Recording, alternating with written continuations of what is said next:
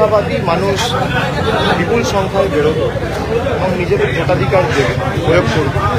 বিগত 5 বছর ধরে যেভাবে বাংলার প্রতি বঞ্চনা হয়েছে তার জবাব সাধারণ মানুষ, গরিব খেটে খাওয়া মানুষ যেভাবে বাংলাকে ধারাবাহিকভাবে লাঞ্ছিত, বঞ্চিত, নিপীড়িত করে রাখা হয়েছে তার প্রতিফলন আগামী 6 তারিখ আপনারা দেখতে পাবেন। এবং মানুষের যে ক্ষোভ, মানুষের যে কেন্দ্র সরকারের বিরুদ্ধে যে রাগ, তার প্রতিফলন থাকবে।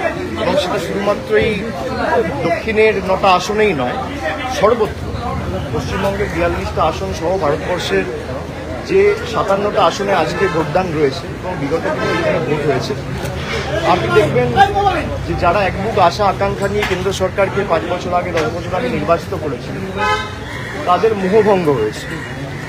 এবং এই যে মূল্যবৃদ্ধি আকাশ ছোঁয়া, আজকে দৈনন্দিন জীবনের নিত্য প্রয়োজনীয় জিনিসের যে ধারাবাহিক ক্রমবর্ধমান মূল্যবৃদ্ধি, এর বিরুদ্ধে মানুষ আয়োজন করবে। তুমি বলেছো, দিদি বলেছে এনডিএ সংখ্যাগরিষ্ঠতায় পৌঁছয়নি, তাহলে ইন্ডিয়া কত আর এনডিএ কত? তো 4 তারিখই বোঝা যাবে। তবে আমি বলছি 4 তারিখ যখন ভোট বাক্স খুলবে আমি দায়িত্বের সাথে বলতে পারি এদের বিদায় আসবে, কেউ আটকাতে পারবে না।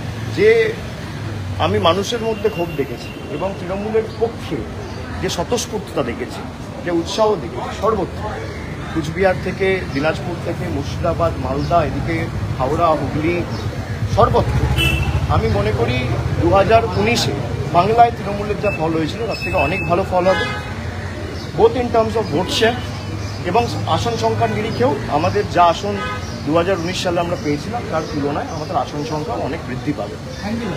ঠিক আছে,